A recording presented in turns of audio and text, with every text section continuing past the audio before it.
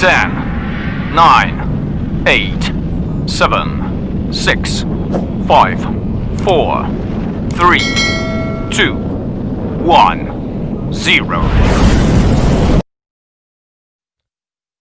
अस्सलाम वालेकुम बच्चों, आप सभी का फिर से माई स्टार एजुकेशन में एक मरतबा खैर मकदम है। यहाँ पर हम देख रहे हैं साइंस एंड टेक्नोलॉजी हिस्सा दुअम, जो कि है उर्दू मीडियम में।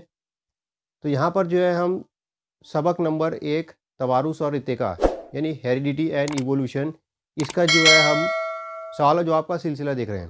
तो ये जो सवाल जवाब का सिलसिला है ये होगा तफसील के साथ में, यानी question and answer with explanation.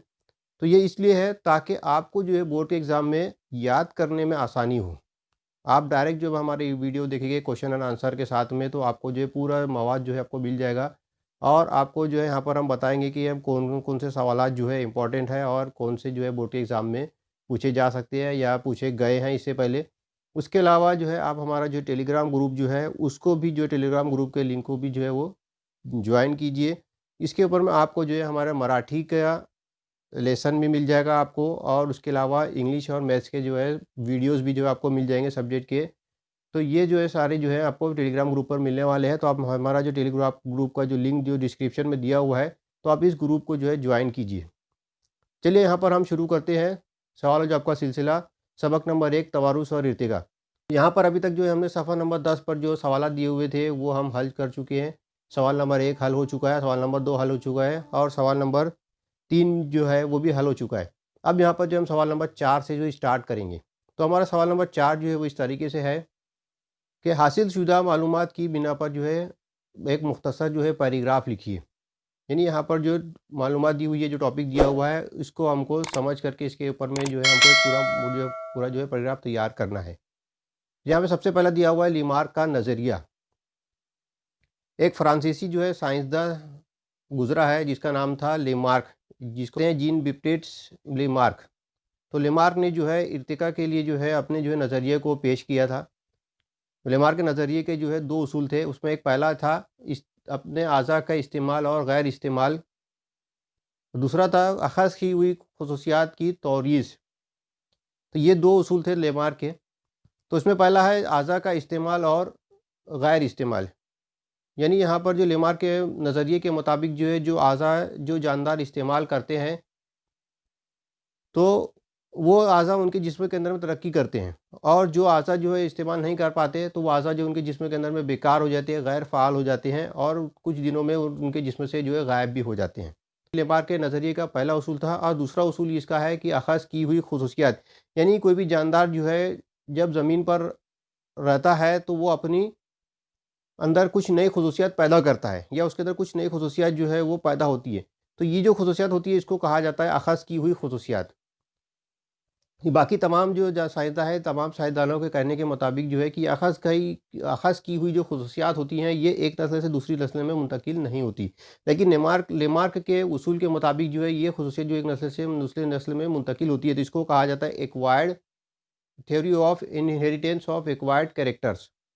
तो ये लेमार्क का नज़रिया था, जो कि लेमार्क का नज़रिया जो है वो इसके अंदर में बहुत सारी खामियां नज़र आई।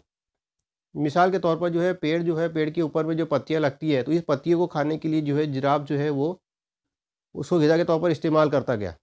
और जैसे जैसे पेड़ की लंबाई बढ़ती गई, तो उन लंबाई पर ऊंचाई पर उगने वाली जो पत्तियां थी, उनको लगने वाली पत्तियों को जो है जिराफ जो है अपनी गर्दन की कोशिश करके जो है वो उनको ग़िज़ा के तौर पर इस्तेमाल करने लगा। तो इस तरीके से जैसे जैसे पेड़ की जो है लंबाई बढ़ती गई, वैसे वैसे जिराफ भी जो है अपनी गर्दन को ऊंचा करता गया, और ऊंचा करके जो है ऊपर की जो है पत्तियों को खाना शुरू कर दिया। तो इस तरीके से किसी भी जानदार की जो है लगातार कोशिश की वजह से उसकी नस्लों के अंदर में तब्दीली आती है, और उनकी जिस्मानी बनावट में तब्दीली आती है। तो जो हम जिराफ देख रहे हैं, वो जिराफ जो की लंबी जो गर्दन है वो इसी वजह से वजूद में आई।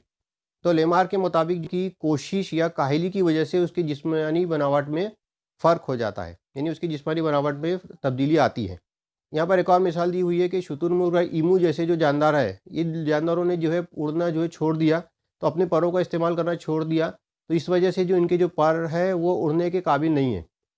वैसी उसी तरीके से एक और मिसाल यहाँ पर दी हुई है कि हंस और बतख जो है वो पानी के अंदर में जो है लगातार रहते हैं, हमेशा रहते हैं, तो उनके पैरों के अंदर में ऐसी ताकत आ गई कि वो पानी की सतह पर आसानी के साथ में तैर सकते हैं। तो आपने देखा होगा बतख के पैरों की जो उंगलियां होती हैं, उन उंगलियों के बीच में जो है झिल्लियां होती हैं, ताकि वो तैरने में आसानी हो, तो वो आसानी से पानी की सतह के ऊपर में तैर सकती है। तो इस तरीके से जानदारों के जिस्म में जो है तब्दीली होती है। वैसे एक और मिसाल यहाँ पर हम देख सकते हैं कि यहाँ पर दिया हुआ है सांप के बारे में, कि सांप जो है वो रेंग करके बिलों में रहता है, यानी ज़मीन पर वो रेंगता है। तो उसके रेंगने की वजह से क्या हुआ, तो उसके जो पैर थे वो पैर जो है वो फना हो गए या गायब हो गए। तो इस तरीके से जो है अज़ा के इस्तेमाल और गैर इस्तेमाल की वजह से जो है वो जिस्मानी बनावट में तब्दीली होती है। तो ये लेमार्क का नज़रिया था।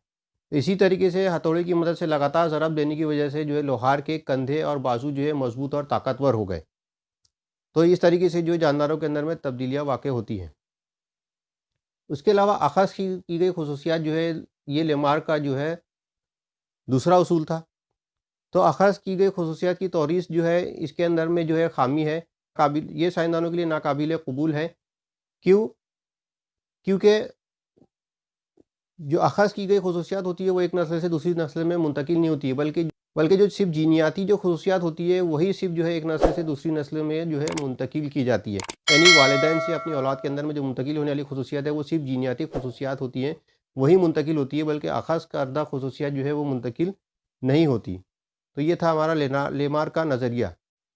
इसके बाद सवाल नंबर 4 का बे, यानी डार्विन का कुदरती इंतखाब का नज़रिया, Darwin theory of natural selection. तो इसके अंदर में हमको देखना है कि तो डार्विन के कुदरती इंतखाब के नज़रिए के मुताबिक जो है जो जानदार काबिल है वही ज़िंदा रहेंगे और बाकी जो नाकाबिल है वो ख़त्म हो जाएंगे या फ़ना हो जाएंगे। तो डार्विन ने जो है अपने नज़रिए को पेश करने के लिए जो है ओरिजिन ऑफ स्पीसीज़ नामी जो है एक किताब शाये की।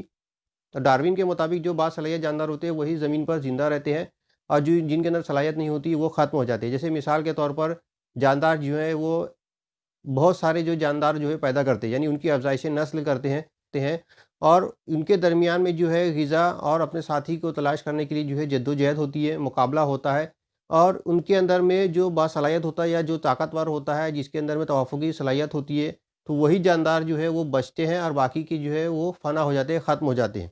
और फिर यही जो है तवाफ़ुक़ी सलाहियत वाला जो जानदार है फिर वो अपनी सलाहियतों को जो है अगली नस्लों के अंदर में मुंतकिल करता है। तो इस तरीके से कुदरती इंतखाब सिर्फ़ काबिल अनवा को मुंतखब करने के अमल में अहम किरदार अदा करता है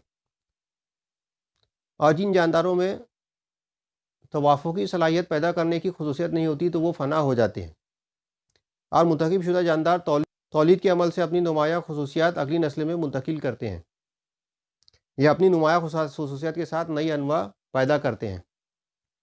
तो ये था डार्विन का कुदरती इंतखाब का नज़रिया, Darwin theory of natural selection. इसके बाद यहाँ पर सवाल नंबर 4 का जीम, जुनैनियात यानी एम्ब्रियोलॉजी, माँ के जिस्म में जुनैन की नशोनुमा के इल्म के मुताले को जुनैनियात कहते हैं, यानी एम्ब्रियोलॉजी कहते हैं। तो ये जो जुनैनियात का जो मुताला है इसके ज़रिए भी जो है इर्तिका का हमको जो है सबूत मिलता है। हमने जो सबक के अंदर में जब पढ़े थे तो सबक के अंदर में हमने देखा था कि बहुत सारे जो है जानदारों की जुनैन का मुताला किया था और उसके अंदर में जुनैन की जो है शक्लें भी दी हुई थी। तो इस शक्ल को जब हम गौर से देखेंगे तो इसके अंदर में जो है दिया हुआ है इंसान का जुनैन दिया हुआ है यहाँ पे, उसके बाद खरगोश का जुनैन दिया हुआ है, उसके बाद गाय का जुनैन दिया हुआ है, उसके बाद खिंजीर का जुनैन दिया हुआ है, उसके बाद मुर्गी का, कछुए का, सलामंदर और मछली का। तो जितने भी जुनैन दिए हुए हैं यहाँ पे शक्ल के अंदर में, तमाम आप जुनैन को अगर हम देखेंगे तो हमको ये बात समझ में आएगी कि जो इनका जो इब्तिदाई मरहला है, जो सबसे ऊपर वाला जो मरहला है, वो उसके अंदर में जुनैन जो है बिल्कुल यकसा दिख रहे हैं, यानी बिल्कुल एक जैसे यहाँ पर जुनैन जो है हमको नज़र आ रहे हैं। लेकिन जैसे हम उनके बाद देखते हैं कि उनका जो दूसरा मरहला है तो उसके अंदर में दूसरे मरहले के अंदर में इनके अंदर में थोड़ी सी तब्दीली दिखाई दे रही है। ये जितने भी जुनैन हैं उनके अंदर थोड़ी सी तब्दीली दिखाई दे रही है। उसके बाद फिर अगला मरहला और उसके बाद अगला मरहला अगर हम देखेंगे तो ये आखिरी जो मरहले के अंदर में ये सारे के सारे जुनैन जो है बिल्कुल एक दूसरे से मुख्तलिफ नज़र आ रहे हैं। यानी इंसान का जुनैन जो इंसान के जैसा है, खरगोश का जुनैन खरगोश के जैसा है, इस तरह से वैसी मछली का जुनैन जो मछली की जैसा है, सलामंदर का जुनैन सलामंदर के जुनैन की तरह है। इससे हमको ये बात समझ में आती है कि जो जुनैन का जो इब्तिदाई मरहला है, यानी जो पहला स्टेज है जुनैन का, इसके अंदर में तमाम जुनैन जो है वो यकसा दिखाई दे रहे हैं। तो इससे एक बात हमको ये समझ में आ रही है कि ये यकसा दिखाई दे रही है, इसका मतलब ये है कि इनके जो आबा व अजदाद है, यानी ये जितने भी जुनैन है तमाम के जो पुरखे जो है वो एक ही रहे होंगे, यानी एक ही जद से ये तमाम जुनैन का या तमाम जानदारों का जो है वो इर्तिका हुआ। तो इस तरीके से इर्तिका की कड़ी को समझने के लिए जो है हमको जो है जुनैन का जो है मुताला एक फ़ायदेमंद साबित हुआ। इसके बाद सवाल नंबर 4 का दाल इर्तिका यानी इवोल्यूशन। तो एक तवील अरसे तक जानदारों के जिस्म में बतदरीज रूनुमा होने वाली तब्दीली को जो है इर्तिका कहते हैं। यानी ये जो इर्तिका का अमल है ये बहुत ही आहिस्ता और धीरे धीरे होने वाला और लगातार होने वाला अमल है। यानी इसको जो है कई करोड़ों साल लगते हैं। उसके अलावा कुदरती इंतखाब के ज़रिए भी जो होने वाली जो जानदारों में तब्दीलियाँ हैं इसको भी इर्तिका कहा जाता है। तो इर्तिका के अमल में रूनुमा होने वाले जो जानदार है या जो जानदारों की जो हम शक्लें अभी मौजूदा दौर में देख रहे हैं, तो इनको इस शक्ल में आने के लिए जो है करोड़ों साल लगे हैं। तो इर्तिका जो है एक बहुत बड़ी इस्तिलाह है, यानी इवोल्यूशन जो है एक बहुत बड़ी इस्तिलाह है। तो ये जानदारों से लेकर के सितारों और सैयारों के दरमियान में यानी खला में रूनुमा होने वाली जो तब्दीलियाँ हैं, इन तमाम तब्दीलियों से लेकर के जानदारों के वजूद तक के जो है इन तमाम चीज़ों को जो है इर्तिका में शुमार किया गया है, या इन तमाम चीज़ों का मुताला जो है वो इर्तिका कहलाता है। इर्तिका के अमल के सबब जो है जानदार जो है माहौल के साथ में तवाफ़ुक़ की सलाहियत पैदा करते हैं, जिससे इनके हयाती तनू में इजाफ़ा होता है और इस तरीके से जानदारों की जो नई अनवा जो है वजूद में आती है। जैसे हमने बहुत सारे जो है इर्तिका के जो नज़रिए देखे, इसके अंदर में था डार्विन का कुदरती इंतखाब का नज़रिया, उसके अलावा लेमार्क का नज़रिया। ये जो सब नज़रियात है इसके मुताबिक जो है हमने ये देखा कि जो जानदार सलाहियत वाले होते हैं या जिनके अंदर में तवाफ़ुक़ की सलाहियत पैदा हो जाती है अपने माहौल के हिसाब से, तो वही ज़िंदा रहते हैं, और बाकी की जिनके अंदर में सलाहियतें पैदा नहीं होती तो वो फ़ना हो जाते हैं। मुख्तलिफ़ साइंसदानों ने इर्तिका के अमल की वजाहत के लिए जो बहुत सारे अपने अपने नज़रियात जो है वो पेश किए। इसके अंदर में चार्ल्स डार्विन का कुदरती इंतखाब का नज़रिया और अनवा के ज़हूर को जो है दुनिया भर में शर्फ़ मकबूलियत जो है हासिल है। तो इस तरीके से जो है जानदारों का जो है इर्तिका धीरे धीरे बतदरीज जो है वो कई सालों में जो है वो वजूद में आया। इसके बाद सवाल नंबर 4 का दरमियानी कड़ी कनेक्टिंग लिंक। हमने अभी तक ये देखा कि जानदारों के जिस्म में जो एक मखसूस खुसूसियत होती है, उस मखसूस खुसूसियत की वजह से वो जो है एक ख़ास जो है वो जमात से या एक ख़ास ग्रुप से जो है वो ताल्लुक़ रखता है, या किसी एक ख़ास आइला से जो है वो ताल्लुक़ रखता है उसकी ख़ास खुसूसियत की वजह से। लेकिन यहाँ पर जो दरमियानी कड़ी वाला जो हम देख रहे हैं, तो ये दरमियानी कड़ी वाले जो जानदार होते हैं, तो इनके अंदर में जो कुछ ऐसी खुसूसियत होती है जो 2 तरह के ग्रुपों को या 2 तरह की जो आइला होता है इनकी जो खुसूसियत को ज़ाहिर करती है।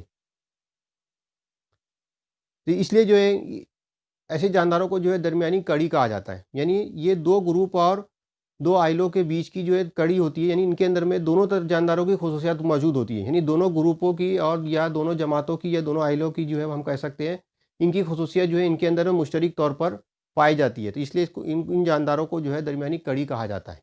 जैसे यहाँ पर मिसाल के तौर पर दिया हुआ है नंबर 1, पहली मिसाल यहाँ पर हम देख रहे हैं, ये है पेरीपेटस। तो पेरीपेटस जो जानदार है, इसकी हम जो तस्वीर देख रहे हैं, तो ये जो तस्वीर है पेरीपेटस की, अगर आपको एग्ज़ाम में बनाने में तकलीफ़ होती है तो आप इसकी शक्ल जो है बिल्कुल ना बनाइए। यहाँ पे सिर्फ समझने के लिए मैंने यहाँ पर आपको जो है पेरीपेटस की शक्ल बताई है। ये जो पेरीपेटस है इसका जिस्म जो है आप देख रहे होंगे कि हल्केदार है, नर्म पतली जिल्द और निस्फ पैर होते हैं। यानी ये हल्केदार जो दूधे हैं इनकी जमात से भी ताल्लुक़ रखता है। तो पेरीपोडा यानी ज़ोरदार पैर वाले जानदारों की तरह तनफुसी नालियों का निज़ाम होता है इनके अंदर में, और खुले दौरान खून का निज़ाम भी जो है इनके जिस्म में मौजूद होता है। तो इस तरीके से इनके जिस्म में जो है 2 तरह की जो खुसूसियात एक ही जानदार में है, इसलिए इसको जो है कनेक्टिंग लिंक यानी दरमियानी कड़ी में शुमार किया गया है। इसके बाद नंबर 2 है डक बाइल प्लेटिपस। तो ये जो जानदार है ये रेंगने वाले जानदारों की खुसूसियत भी इसके अंदर में है, उसके अलावा पिस्तानियों की खुसूसियत भी है इसके अंदर में। तो इसलिए हम इसको कह सकते हैं कि ये रेंगने वाले और पिस्तानियों के दरमियान की जो है वो दरमियानी कड़ी है, क्योंकि ये रेंगने वाले जानदारों की तरह अंडे देता है और इसके जिस्म पर जो खुश्क छिलके या सफने होते हैं, और इसके जो जिस्म के ऊपर में जो है पिस्तानियों की तरह जो गुदूद भी हैं। इसके अलावा जिल्द के ऊपर में बाल भी मौजूद है। तो ये डक बाइल प्लेटिपस जो है वो रेंगने वाले और पिस्तानियों के दरमियान की कड़ी है। उस नंबर 3 है लंगफिश यानी फेफड़ों वाली मछली। तो ये मछलियों और जलथलियों के दरमियानी कड़ी है, क्योंकि इसका जिस्म जो है मछली की तरह है, लेकिन इसके जिस्म के अंदर में सांस लेने के लिए जो है फेफड़े भी मौजूद हैं। जैसा कि जलथलियों के जिस्म में फेफड़े होते हैं। तो इस तरीके से ये बात वाज़ेह होती है कि पर हम ये जो जानदार हैं, इन जानदारों को देखने के बाद हमको ये बात अच्छी तरीके से समझ में आती है कि इन जानदारों का इर्तिका जो है किस तरीके से हुआ, यानी पहली जमात कौन सी थी और उन जमात में तवाफ़ुकी तब्दीलियाँ होने के बाद में वो कौन सी जमात में, यानी कौन सी नई अरवा में जो है वो तब्दील हो गए। तो ये इस तरीके से जो इर्तिका का जो है हमको दरमियानी कड़ी की मदद से जो इर्तिका का सबूत हमको हासिल होता है या मिलता है। इसके बाद है सवाल नंबर 5। तो सवाल नंबर 5 जो है हमारा इस तरीके से है, तवारुस किसे कहते हैं और तवारुसी खुसूसियात किस तरह वक़ूफ़ पज़ीर होती हैं, उसकी वज़ाहत कीजिए। तो ये हमारा सवाल नंबर 5 है। तो तवारुस यानी क्या? जीन के ज़रिए एक हयाती खुसूसियात का दूसरी नस्ल में जो है मुंतकिल होने का अमल जो है तवारुस कहलाता है। तवारुस यानी मौरूसी खुसूसियात, यानी जिसको हम आम ज़बान में कह सकते हैं कि हमारी ख़ानदानी खुसूसियात। जैसे सबक हम पढ़े थे तो इसके अंदर में मैंने बताया था कि तवारुसी खुसूसियात किसे कहते हैं या ख़ानदानी खुसूसियात किसे कहते हैं। यानी आपने देखा होगा, गौर किया होगा, आपने देखा होगा बहुत सारी मर्तबा कि आपको देख कर के आपके जो रिश्तेदार हैं वो आपको पहचान जाते हैं कि आपके वालिदैन कौन हैं। इसका मतलब ये है कि आपके जो नाक नक्शा है, आपकी जिल्द का रंग है, आपके बालों का रंग है, आपके जो जिस्मानी बनावट है, वो आपके वालिदैन से बहुत ज़्यादा मुशाबहत रखती हैं। इसलिए आपको जो है कोई भी जो है वो आसानी के साथ में पहचान लेता है। तो इसी को कहा जाता है तवारुसी खुसूसियत। यानी ये जो तवारुसी खुसूसियत है वो एक नस्ल से दूसरी नस्ल में मुंतकिल होती है। तो जीन के ज़रिए जो है जानदारों की तवारुसी खुसूसियत जो एक नस्ल से दूसरी नस्ल में मुंतकिल होती है। तवारुसी तब्दीलियों का मेकनिज़म जो है वो इस तरीके से है। तो पुरखे के डीएनए के अंदर में अचानक से होने वाली तब्दीली की वजह से जो है नोई तबद्दुल होता है। तो इसकी वजह से तवारुसी खुसूसियात में तब्दीलियाँ हो सकती हैं। इसके अलावा क्रोमोसोम में तकलीली तकसीम के दौरान तखफीफ़ी अमल होता है। तो क्रोमोसोम की जो तकलीली तकसीम है इस दौरान जो है तखफीफ़ी अमल होने की वजह से भी जो है जीन में तब्दीली वाक़ई होती है। यानी जीन की जो है वो नई जोड़ियाँ यहाँ पर तैयार होती हैं।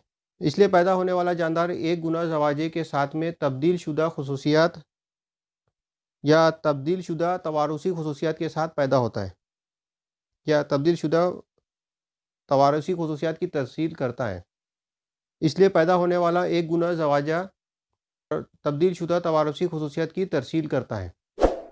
यानी आपने देखा होगा कि आपकी जो शक्ल है या आपकी जो बनावट है, आपकी जिस्मानी बनावट है, वो आपके पेरेंट्स से मिलती-जुलती है, लेकिन बिल्कुल हूबहू नहीं है। यानी बिल्कुल आप एकदम से जो है उनके ट्रू कॉपी या ज़ेरॉक्स कॉपी जो हम बोल सकते हैं, बिल्कुल आप ज़ेरॉक्स कॉपी नहीं हो, बल्कि थोड़े से जो है आपकी खुसूसियत जो है आपके वालिदैन से या आपके पेरेंट्स से जो है मिलती हैं। तो इस तरीके से जो तवारुसी जो तब्दीलियाँ वाक़ई होती है, यानी ख़ानदानी खुसूसियत जो है वो एक नस्ल से दूसरी नस्ल में वो मुंतकिल भी हो रही है और मुंतकिल होने के दौरान में जो है उनके अंदर में थोड़ा-सा नोई तबद्दुल भी होता है और नई तबद्दुल के साथ में जो है थोड़ी-सी जो है जीन में तब्दीली होकर के नए जानदार में मुंतकिल होती है। तो नया जानदार जो उसके अंदर थोड़ी-सी नई खुसूसियत भी जो है वो वजूद में आती है। तो इस तरीके से नोई तबद्दुल का अमल भी होता है और तवारुस इस तरीके से वक़ू होता है।